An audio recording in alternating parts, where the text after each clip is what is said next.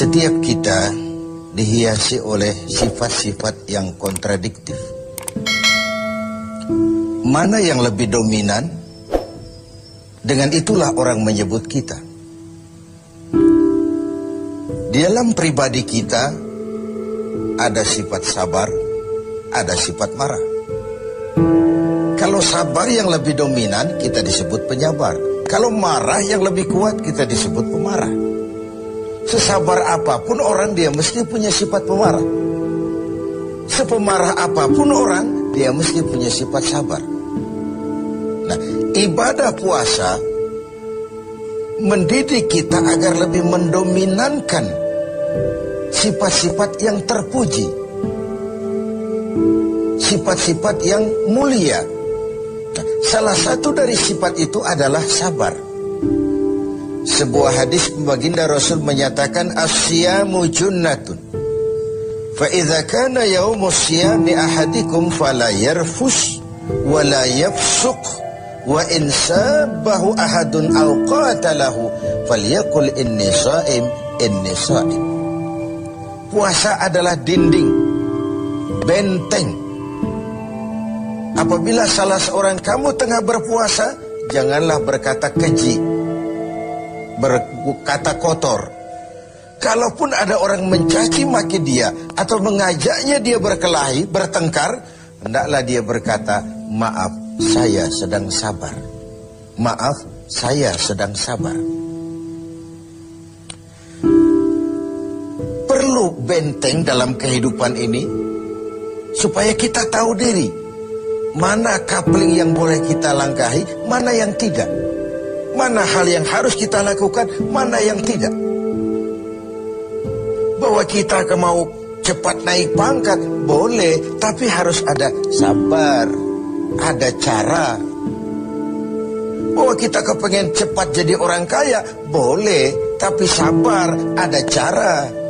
Seperti kita puasa sekarang ini, bahwa perut ini sudah melilit, tenggorokan sudah kering bukan main, ada, boleh, sabar, ada waktunya. Bahkan luar biasa dilatih sabar pada saat kondisi sedang peka. Dalam keadaan lapar dan haus, orang itu kan peka. Sedikit tersinggung temperatur naik. Dikala itu orang diperintahkan sabar. Kalau perut kenyang, tidak haus, uang ada, badan sehat, disuruh sabar. Sabarlah orang. Tapi pada kondisi yang peka seperti ini, 1 bulan ini untuk menghadapi 11 bulan sesudahnya, bagaimana sabar bisa menjadi bingkai kehidupan kita. Sabar di dalam mencari harta, sabar di dalam mengejar karier, sabar di dalam mengembangkan nilai-nilai luhur.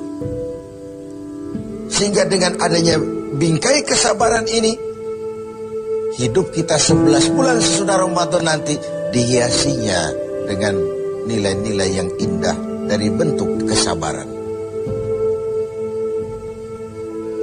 Kemudian, kapan kita harus melaksanakan sabar itu?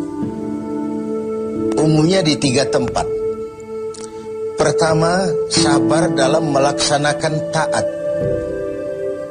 Sabar dalam melaksanakan apa yang diperintah oleh Allah. Karena pada saat kita sudah mengikrarkan diri, bersedia menjadi pelaksana perintah Allah, kala itulah cobaan, godaan, tantangan, rintangan selalu datang.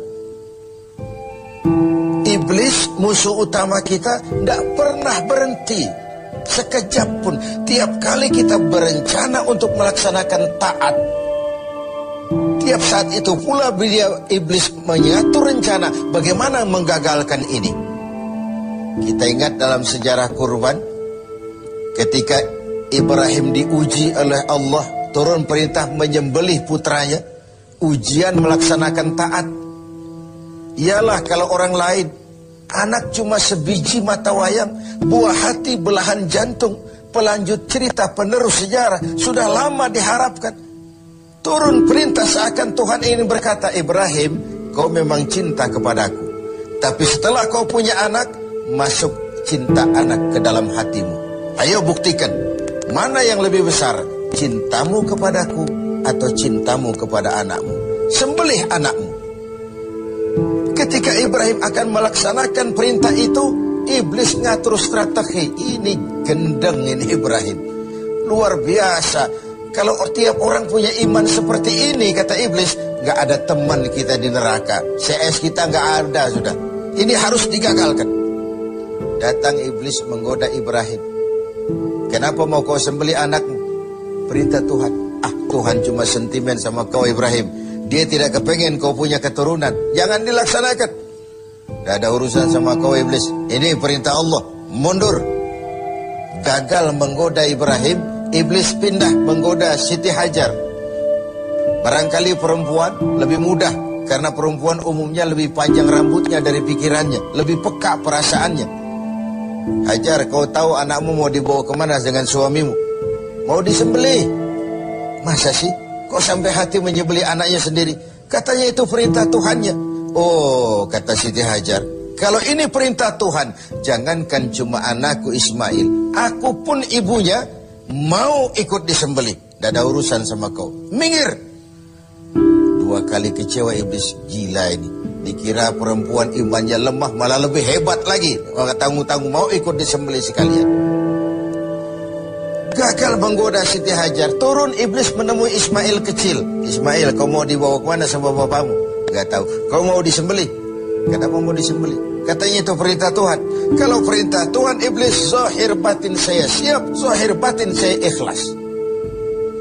Iblis mau bicara lagi. Ismail ngambil kerikil kecil. Idhab ya la'in. Pergi laknat terkutuk kau.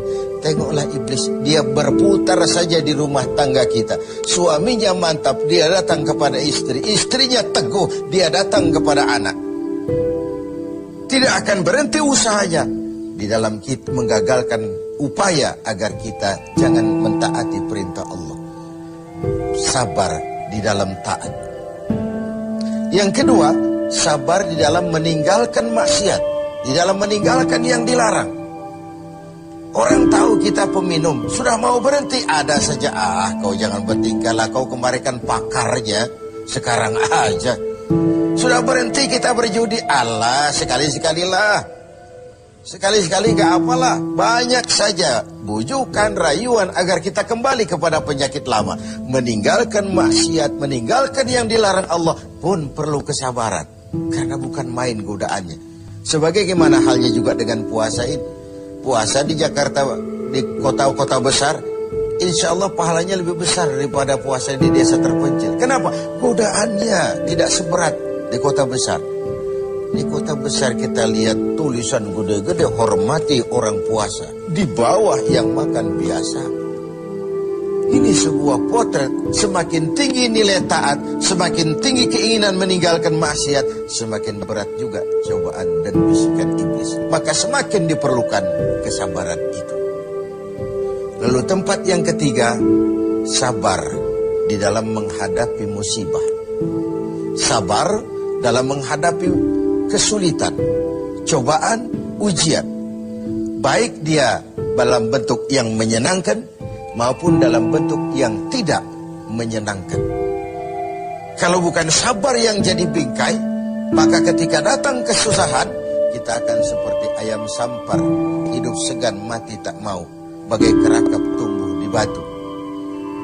Tetapi kalau bingkainya adalah sabar, kita akan seperti karang di tengah samudra, dihantam gelombang yang bagaimanapun besarnya, dia tetap tegar, berdiri dengan kokohnya. Begitulah orang-orang beriman yang diberikan bingkai sabar sebagai hasil pelaksanaan ibadah puasanya. Nah, sabar ini tentu tidak ada habisnya. Pada tatanan dan situasi tertentu ada batasnya memang, tapi secara umum tidak boleh kita berkata habis sudah sabar saya. Ya mungkin dalam hal itu, tapi dalam hal lain tidak boleh sabar itu habis dalam kehidupan kita. Hanya orang-orang yang diberikan sifat sabar ini, seperti sudah dicontohkan bagaimana sabarnya Ibrahim, bagaimana sabarnya Siti Hajar, bagaimana sabarnya Ismail, melaksanakan perintah Allah dan mereka lulus. Lalu Ismail selamat digantikan dengan seekor kambing kibas. Dan kemudian Ibrahim diberikan lagi kegembiraan dengan beroleh seorang putra lagi yang bernama Ishak. Inilah hakikat sabar dalam taat. Tidak akan rugi orang yang mau berkorban. Ibrahim siap menyembelih Ismail. Ismail diselamatkan oleh Allah.